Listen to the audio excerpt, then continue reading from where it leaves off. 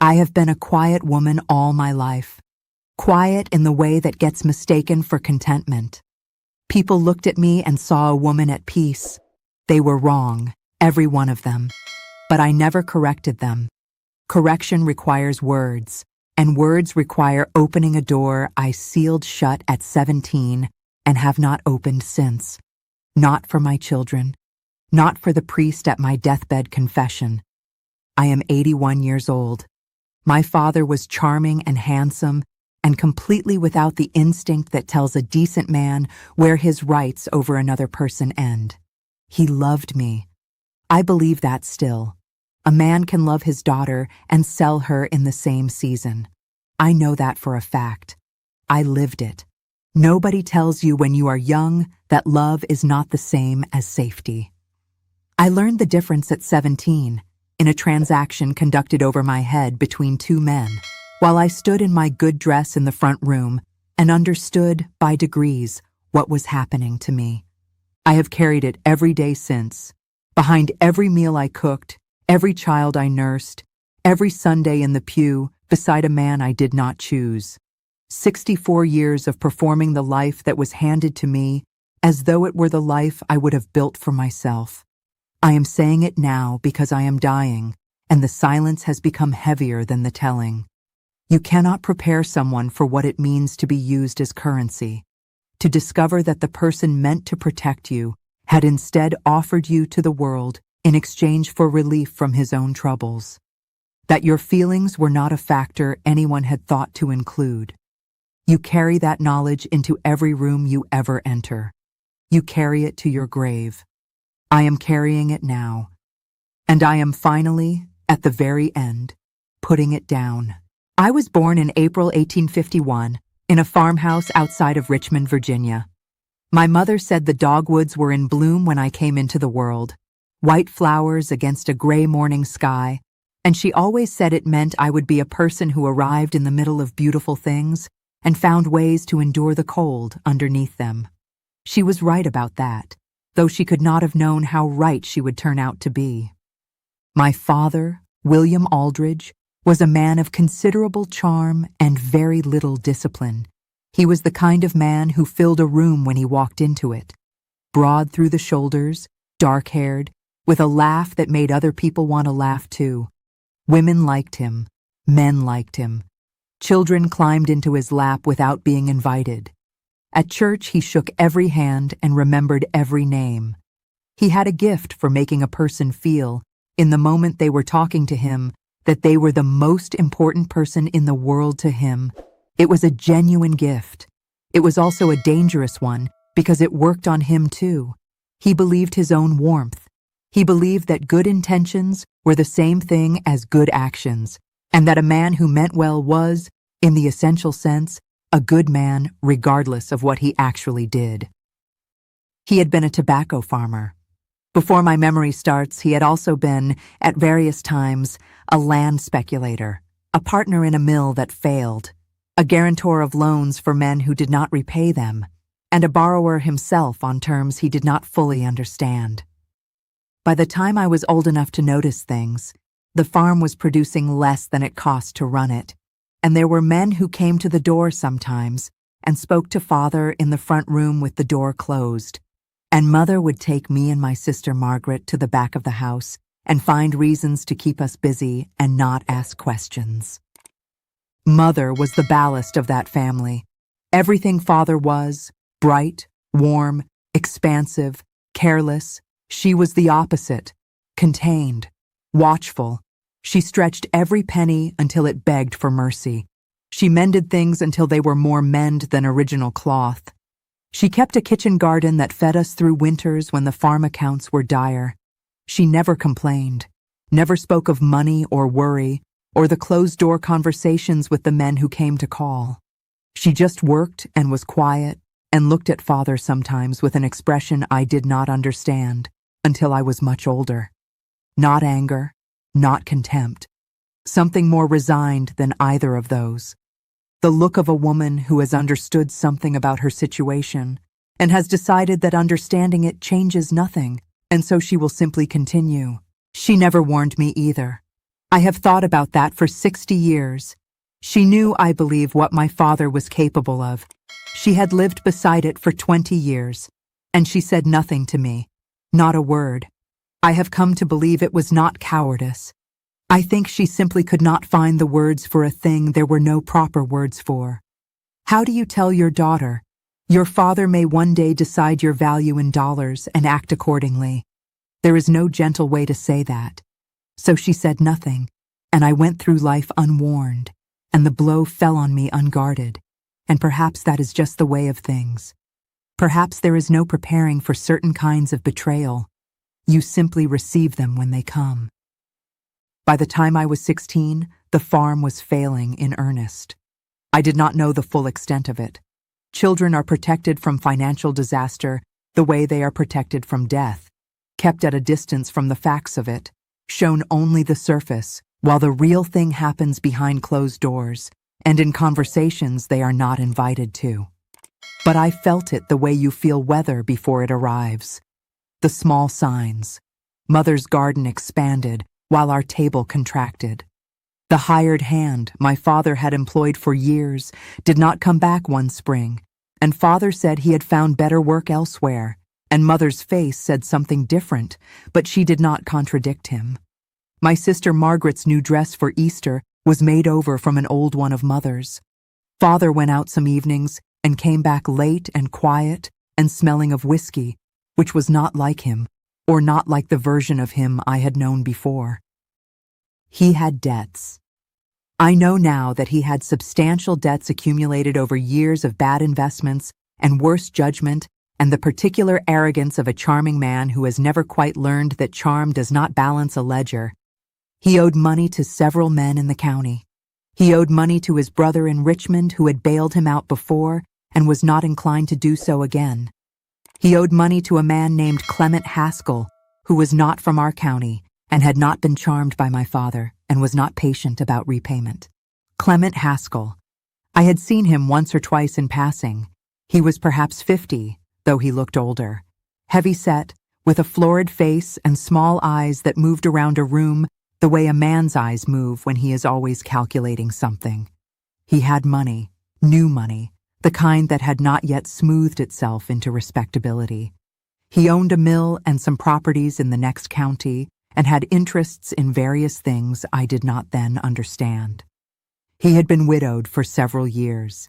He had a son from his first marriage who was grown and gone, and he had a large house that apparently required managing and a domestic situation that apparently required a wife. I did not know any of this at the time. I learned it in pieces afterward, the way you reconstruct a disaster from the wreckage. At the time, I only knew that father seemed to be in business of some kind with Mr. Haskell, and that Mr. Haskell had come to supper twice in the spring of my 17th year, and that both times father had been unusually attentive to me.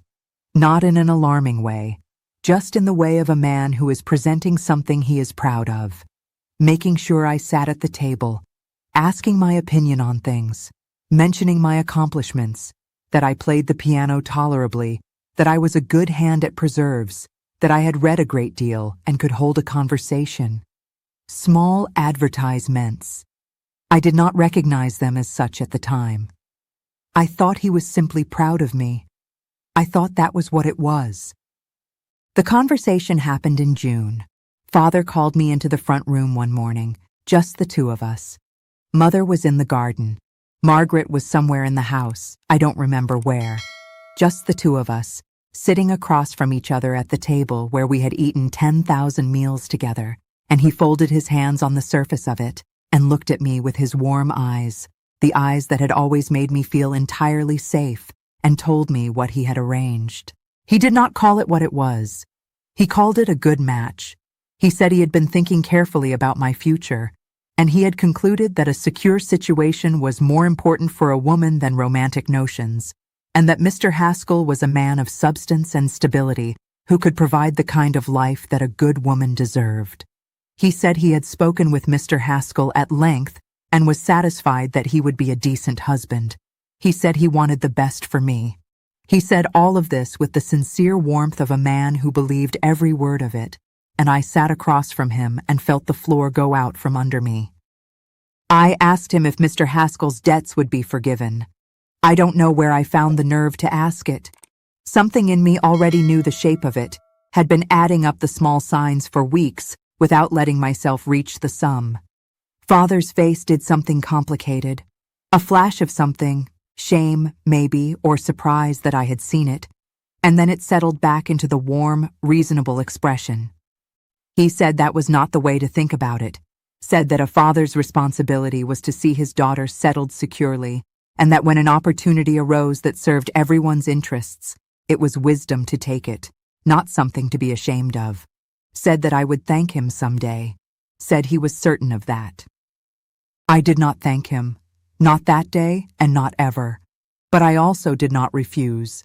I did not scream or weep or throw things or run from the room. I sat there with my hands folded in my lap and felt something go out in me like a lamp being extinguished. And when he finished speaking, I said, "Yes, Father," and I went to find my mother. She was on her knees in the garden, her hands in the dirt, her back to me. I stood behind her for a long moment. She did not turn around, but her shoulders changed, tightened slightly, the way a person's body changes when they know someone is watching them and they are bracing for something. She knew. She had known this was coming. She had been in the house for weeks while Father made his calculations, and she had said nothing and done nothing, and now she was on her knees in the dirt with her back to me because she could not face the front of what she had failed to prevent. I went inside without saying anything. There was nothing to say that would have changed any of it. His name was Clement Haskell, and I married him in August of 1868. I was 17 years old. He was 52, 35 years between us. At the wedding, which was small and swift, conducted in our front parlor with a minister and a handful of people, my father wept with apparent happiness, and my mother stood very straight and very still and did not weep at all. I wore a dress that had been made quickly from fabric Mother had set aside for a different occasion. My sister Margaret held my hand before we went in and looked at me with an expression I have never forgotten. Not pity exactly, something older and sadder than pity. The look of someone watching a door close. Clement Haskell was not a monster. I want to be accurate about that because accuracy matters to me even now, even about this. He was not a cruel man in the obvious ways. He did not strike me, did not demean me deliberately, did not take pleasure in my unhappiness the way that some men take pleasure in the things they own. He was simply a man of his time and his class who had purchased a domestic arrangement and expected it to function, and who considered his wife's feelings about the arrangement to be largely beside the point. He was cold in the way that some people are cold, not as a weapon, but as a fact of their nature.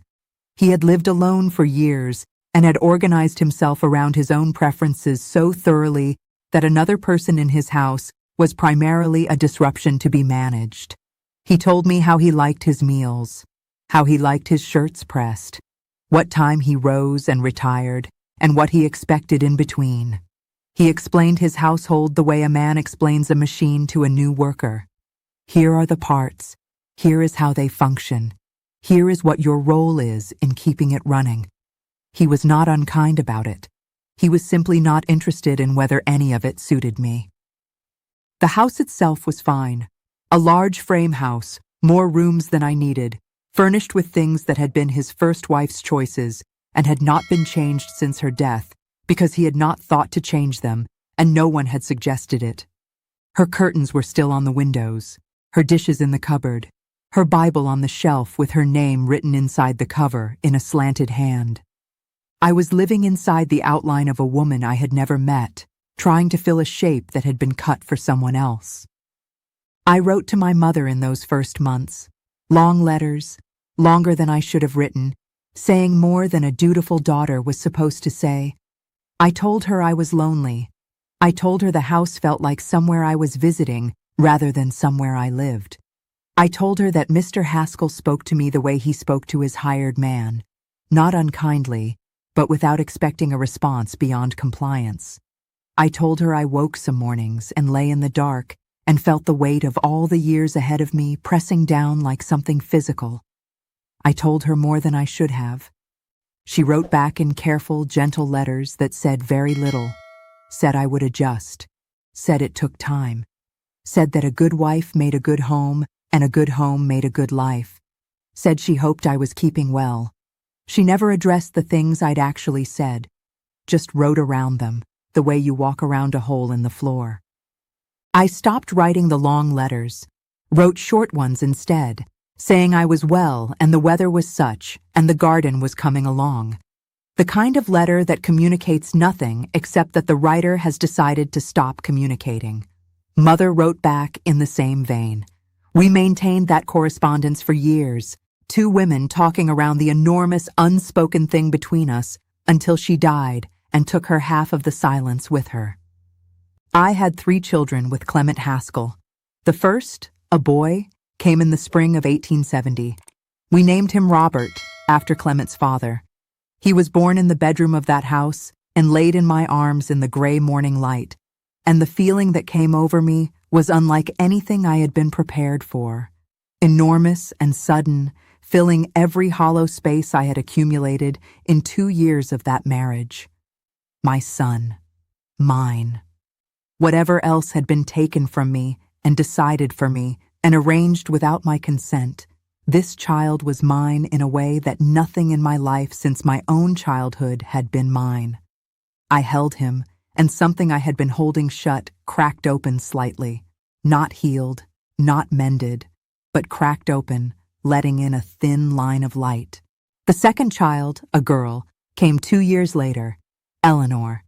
She had Clement's coloring, but something in her face that was entirely her own, something watchful and intelligent that I recognized and that I made it my private business to protect.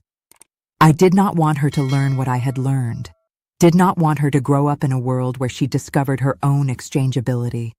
I watched her grow and felt a fierce, specific dread about the world she was growing into.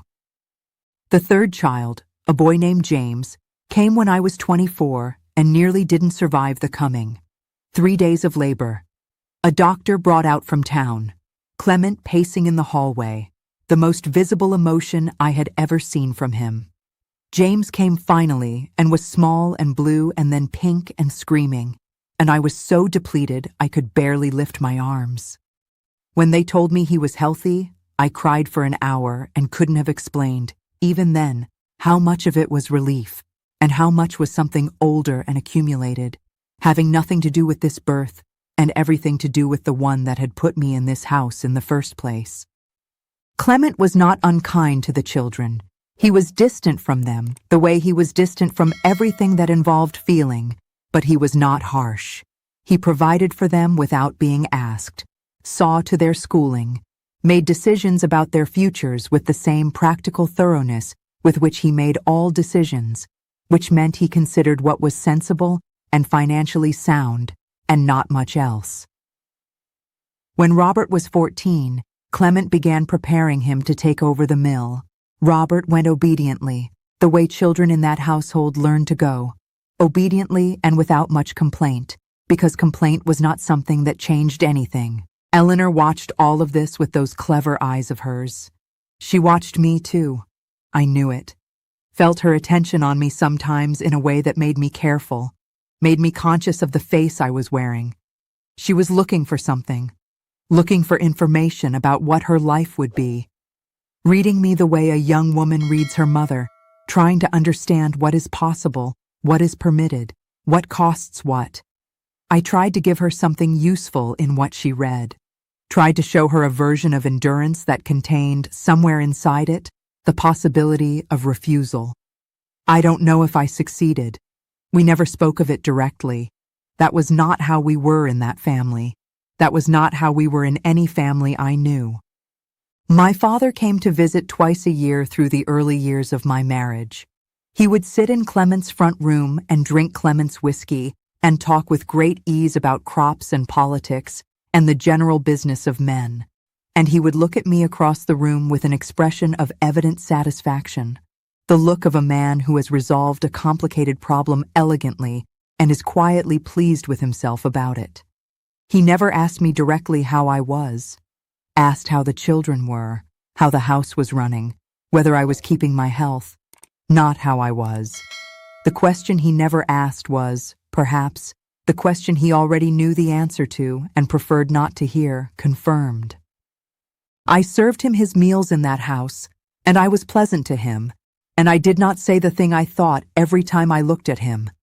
I am here because you needed the money.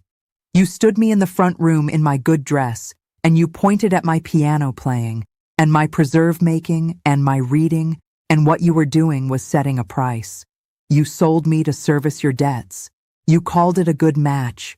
You wept at the wedding. You come here twice a year and eat this man's food and sleep sound, and you will go to your grave believing you did right by me. That is what I thought.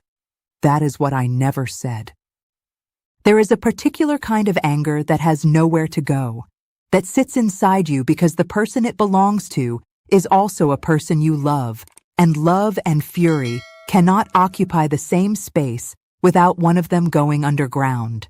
Mine went underground, down deep, below the daily function of the life I was running, the meals, the children, the house, the church, the whole elaborate performance of a settled woman, and I only felt it at certain moments, when Father visited and looked at me with his satisfied eyes, when Clement made a decision about my life without consulting me, and it didn't occur to him that consultation was something that might be warranted, when Eleanor reached a certain age and started watching me the way I had once watched my own mother, looking for the shape of her future in the shape of mine.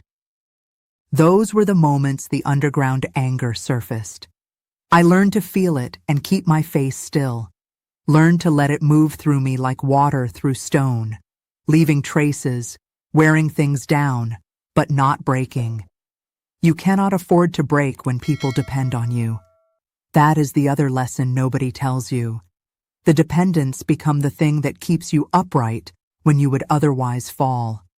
You do not get the luxury of collapse when small mouths need feeding.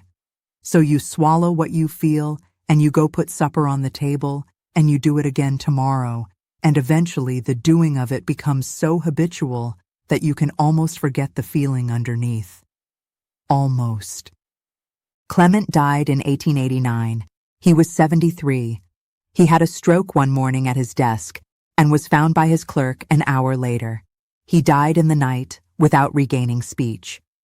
I sat beside him in those last hours and held his hand with genuine feeling, which surprised me. Not love, exactly, but something. Grief for the life he'd had, which had been a contained and limited thing. Grief for what we had never been to each other, which was the grief not of loss, but of absence, mourning something that was never there rather than something taken away. He had not been a bad man. He had been an incomplete one. He had moved through our marriage like a man moving through a room in the dark, not destroying anything on purpose, but not careful either, and leaving things displaced behind him without knowing it. I was 38 when he died. I had 20 years of widowhood ahead of me. Those 20 years were the freest of my life. That is a terrible thing to say, and I say it anyway, because it is true, and I am too old for anything but the truth. Widowhood at 38, with children mostly grown and a house that was mine, and a modest income from the mill that Robert had taken over. It was the first time in my adult life that the decisions made in my house were made by me. Not by a father calculating his interests, not by a husband running his household. By me. I was accountable to no one but my children and my conscience, and it turned out that I was considerably easier to satisfy than either of the men who had preceded me as the authority over my life. I planted the garden the way I wanted it, not the way it had been planted for the dead first wife, not the way it had been maintained out of habit for 2 decades. I moved furniture, changed the curtains, took the first wife's Bible from the shelf and put it carefully away in a trunk and put my own on the shelf where it had been. Small claims of ownership over a house I had lived in for 20 years without fully inhabiting. It should not have taken a man's death to give me access to my own curtains. That is not a thought I dwelt on. I simply changed the curtains and went on. Eleanor married at 20, a young teacher named Garfield who had come to the county to run the school. He was not wealthy. He would never be wealthy. He had nothing to recommend him financially and a great deal to recommend him in every other way. He was kind. He was attentive. He was genuinely interested in Eleanor's mind, which was a considerable mind. I watched him look at her the way you look at something you find remarkable, and I thought, there it is. That is what it is supposed to look like. A man who chooses a woman because of who she is and not what she can provide. I wept at her wedding in a way I had not wept at my own, with a mixture of happiness for her and something else that took me a long time to name. Grief, I think. Grief for the 17-year-old girl who had stood in a front parlor in a hastily made dress and understood what she was worth in her father's ledger. Grief for what that girl had not been given. What Eleanor had been given without effort, without fight, simply because she had had the luck to grow up in a time that had moved slightly, just slightly, in the direction of allowing her to matter. Robert ran the mill competently and without warmth, much as his father had. James went west in his 20s, and we heard from him infrequently. The years settled into a quieter shape. I grew older. My hands changed first, then my face, then my back, which curved slightly forward, as though I were becoming permanently inclined towards something on the ground. I learned to recognize the weather in my joints. I learned to rise slowly. I learned that age is not a single condition, but a series of small losses, each one manageable, the accumulation of them less so.